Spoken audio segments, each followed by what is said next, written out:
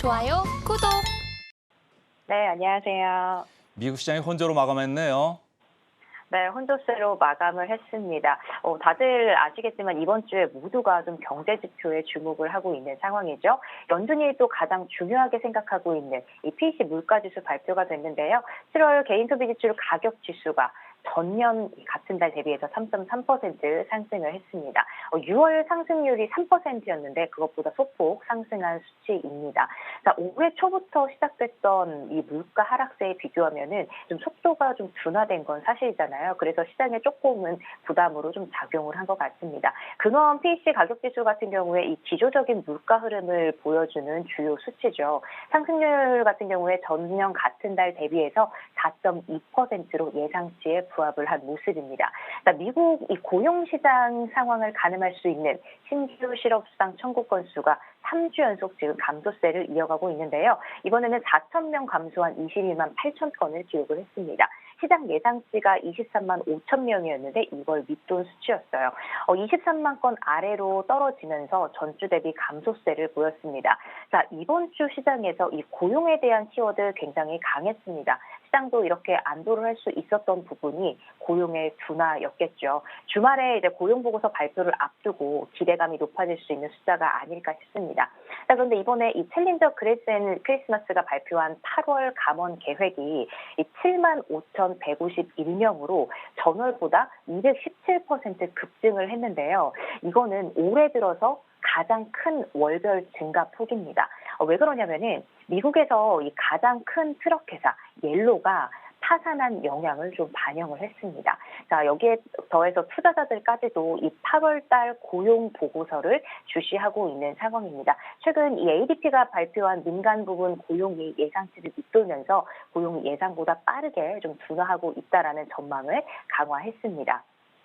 또 채권 금리가 떨어진 거 좀 위안거리로 꼽을 수 있겠죠. 4일 연속 미국 국채금리 소폭 떨어지고 있습니다. 10년물 국채금리 4.1% 기록했고요. 2년물 국채금리도 2.1bp 내리면서 4.8%, 또 30년물 국채금리도 1.7bp 내리면서 4.2%에 좀 거래되고 있습니다. 국채금리가 떨어진 덕분에 그나마 이 기술주 중에 나스닥 지수 같은 경우는 좀 상승세가 유지된 셈이라고 볼 수가 있겠습니다. 이 최근 국채금리의 하락이 주가를 좀 떠받치고 있는 게 아닐까라는 의견들 많이 나오고 있습니다. 내일 발표가 되는 고용에서 또 깜짝 소식이 나오지 않는다면 연휴를 앞두고 거래는 좀 한산할 것으로 예상을 하고 있는데요. 중요한 거, 이 주식이 좀 채권을 따라가고 있는 상황이기 때문에 국제금리의 계속된 하락이 이 주식이 추가로 오를 수 있는 좀 발판이고 8월 고용보고서에 좀 놀랄만한 결과가 없다면 이 노동절 연휴를 앞두고 연휴로 인한 유동성 환경이 좀 조성되기 시작할 거다라는 의견까지 나오고 있는 상황입니다.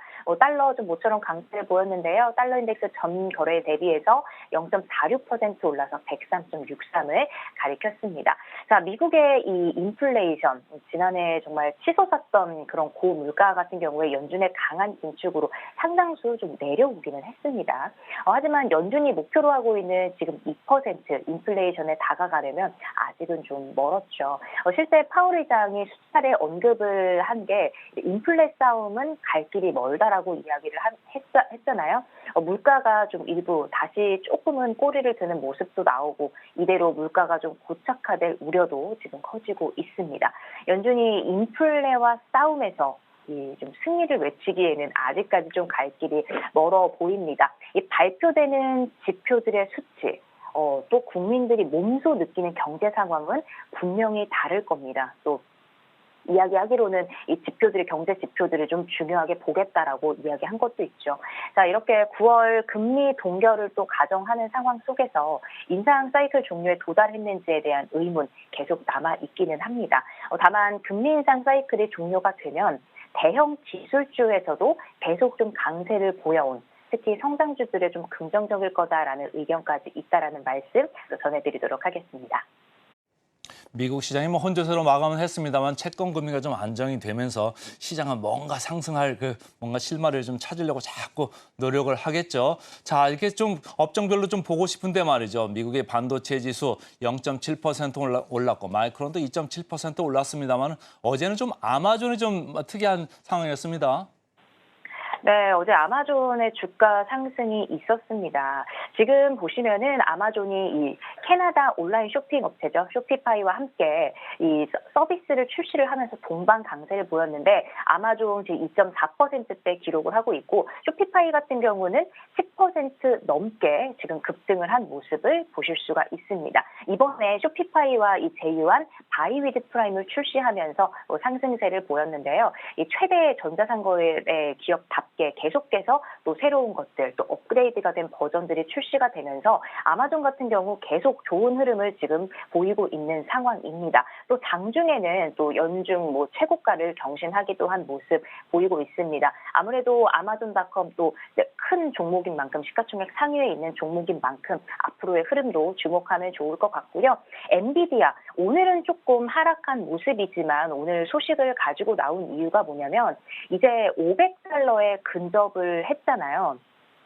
이미 며칠 전에 500달러를 넘어서기도 하고 오늘도 500달러를 찍고 좀 내려온 모습이기도 한데 지금 목표가가 1,100달러까지 가도 된다. 아직까지 좀 낮은 수치다라는 의견들이 나오면서 지금 계속해서 엔비디아에 그 주목을 하고 있는 그런 모습입니다. 아직까지 주가가 싸다. 증권가들의 목표상에 계속 잇따르고 있으면서 이 투자자들도 계속 매수세에 좀 몰리고 있는 모습인데요. 미국 투자자들 같은 경우도 이제 반도체 투자 비중을 좀 늘린 것으로 나타났습니다. 그래서 엔비디아의 주가 정말 1,100달러면 지금의 2배를 좀 뛰어넘는 건데 어떠한 흐름을 보일지 우리가 계속해서 주목해 보면 좋을 것 같습니다. 자, 그리고 팔란티어 테크 좀 가지고 나왔습니다. 지금 모건 스탠리가 혹평을 한 탓에 오늘 급락을 했습니다. 지금 9%대 하락한 시외에서 9%대 하락까지도 지금 나오고 있는데 이 AI 수혜주이기는 하지만 좀 그 정도의 기대감을 세우기는 어려울 거다라고 이야기를 하면서 8% 넘는 지금 9% 넘는 하락세를 보이고 있습니다. AI 다들 아시겠지만 한편에서는 AI 버블이다. 아니 한편에서는 앞으로 더욱더 발전할 것이다. 계속해서 업데이트, 업그레이드 될 것이다. 이렇게 항상 두 가지 전망이 공존하는 상황 속에서 우리 투자자분들도 시장을 보는 많은 분들들 AI 관련주의 그런 움직임들 좀 정확하게 좀 잘 살펴보면서 투자 전략 세워야 될 것 같다라는 말씀 드리고요. 또 일라이릴리도 살펴보도록 하겠습니다. 오늘 일라이릴리 같은 경우는 1%대 상승 흐름을 보였는데요. 지금 일라이릴리 하면은 세계 최대 제약회사죠. 일라이릴리 정말 강세를 계속해서 보이고 있습니다. 요즘 비만 치료제가 그야말로 난립니다. 승승장구하고 있는데 일라이릴리의 당뇨 비만 치료제는 마운자, 또 치매 치료제는 도나네맙. 지금 효능이 좋다라고 알려져 있습니다. 일라이릴리 그래서 최근 주가를 보시면 계속해서 좀 좋은 흐름 나오고 있다라는 거 보실 수 있습니다. 이 노보노디스크 위고비 같은 경우도 우리나라에 곧 들어온다는 이야기가 있는데 헬스케어주들의 흐름들 좀 지켜봐야 될 것 같습니다. 계속 요즘에 헬스케어주도 우리나라에서 제약바이오주들의 흐름 계속 좋은데 일라이릴리의 그 비만 약이 승승장구함으로써 앞으로 그 영향들이 또 미국 전체 시장, 헬스케어 시장에 어떤 영향을 줄지 그 영향으로 우리 시장에는 어떤 영향을 줄지까지 좀 같이 지켜보면 좋을 것 같습니다. 저도 그렇고 세계적으로도 그렇고 고령화가 진행되면서 나이가 먹으면서 살이 안 찔 수가 없더라고요. 그래서 과체중으로 되는 경향이 많은데 일라일릴리 그 약이 많이 팔릴 것 같습니다. 자, 아까 엔비디아로 다시 돌아가서 말이죠. 주가는 이제 500불 정도인데 1,100불까지 목표 주가가 나왔다. 조금 높이 볼 수도 있는데 어떻게 보면은 지난번에 밸류에이션 상당히 높았었지 않습니까? 근데 이익이 영업이익이 전년 동기 대비 12배 정도로 이렇게 나오는 그런 상황까지 갔기 때문에 이게 1,100이 높다 낮다 지금 얘기를 할 지금 처지가 아닌 것 같고요. 그래서 여러분들도 잘 유념하시면서 AI 쪽 잘 보시면 좋겠습니다. 자, 좀 비트코인으로 가볼까요? 비트코인 말이죠. 26,000달러도 깨졌습니다. 네, 비트코인 지금 랠리가 ETF 관련된 랠리 그냥 하루 만에 멈췄다라고 볼 수도 있는데 어떻게 보면은 이 3,700만 원대를 돌파를 했는데 다시 3,500만 원대로 지금 급락을 한 모습입니다. 이더리움 같은 경우도 상승을 멈췄고요. 뭐 리플 같은 경우도 지금 다시 하락한 모습 보실 수 있습니다. 이제 코앞으로 다가온 비트코인 현물 ETF 승인 결과 발표에 따라서 어떻게 보면 시장이 계속해서 좀 출렁거릴 것이다. 뭐 이렇게 보고 있는데 시장에서는 이번 그레이스케일 승소로 뭐 승인 가능성이 높아졌다고 지금 진단을 하고 있잖아요. 자, 그런데 이 SEC는 좀 아마 모든 신청을 좀 동시에 좀 기다렸다가 모아 있다가 동시에 승인할 가능성이 높다라고 지금 보고 있습니다. 가장 먼저 발표되는 상품 비트와이즈 현물 ETF죠. SEC는 비트와이즈의 ETF 신청을 뭐 내달 1일까지 검토할 계획이라고 밝혀왔습니다. 지금 나머지 뭐 블랙록과 뭐 바네크, 위즈덤트리, 뭐 인베스코 등등등 여러 가지 지금 그런 것들이 대기를 기다리고 있는데 이 마감 기한이 내달 2일인 만큼 뭐 9월 4일 전까지는 좀 결정될 걸로 전망을 하고 있습니다. 이렇게 비트코인 그 가상화폐 시장에서도 암호화폐 시장에서도 지금 뭐 이전에 비해서는 조금씩 긍정적인 뭐 흐름이 나오다 보니까 최근에 그 투자 심리 지수죠. 투자 심리 지수가 이번에는 52를 기록을 했습니다. 50이면 좀 중립적인 수준이에요. 0으로 갈수록 공포로 높아지고 있는데 요즘에 조금은 긍정적인 소식이 나와주고 있기 때문에 투자자들의 심리도 좀 이 중립적으로 조금 올라가고 있다라는 좀 소식을 전해드리도록 하겠습니다. 또 한 가지 소식을 전해드리면은 이 암호화폐에 대한 전망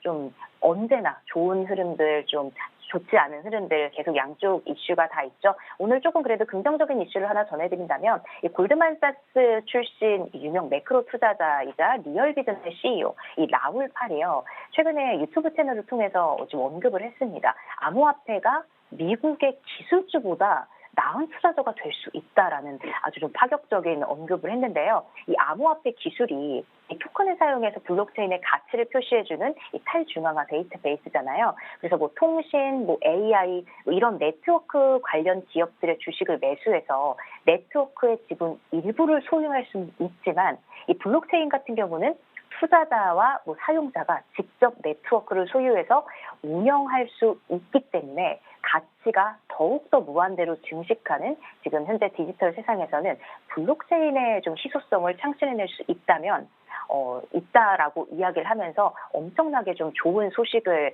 전해줬습니다. 의견을 이야기를 해줬습니다. 지금 뭐 기술주도 정말 핫하잖아요. 뭐 엔비디아, 마이크로소프트, 테슬라 등등등 이 기업의 주식을 사서 큰 수익을 볼 수도 있겠지만 이 암호화폐 시장의 그 사이클 기반에 기대한 수익들은 이보다 훨씬 더 커질 수 있다면서 암호화폐에 대한 정말 긍정적인 전망을 내놨다라는 소식까지 좀 전해드리도록 하겠습니다. 네, 저는 뭐 의견이 정반대인데요. 차라리 미국 기술주를 사겠다. 저는 이렇게 생각을 좀 합니다. 자, 오늘도 우혜진 전문가 수고 많았습니다. 고맙습니다. 네, 고맙습니다.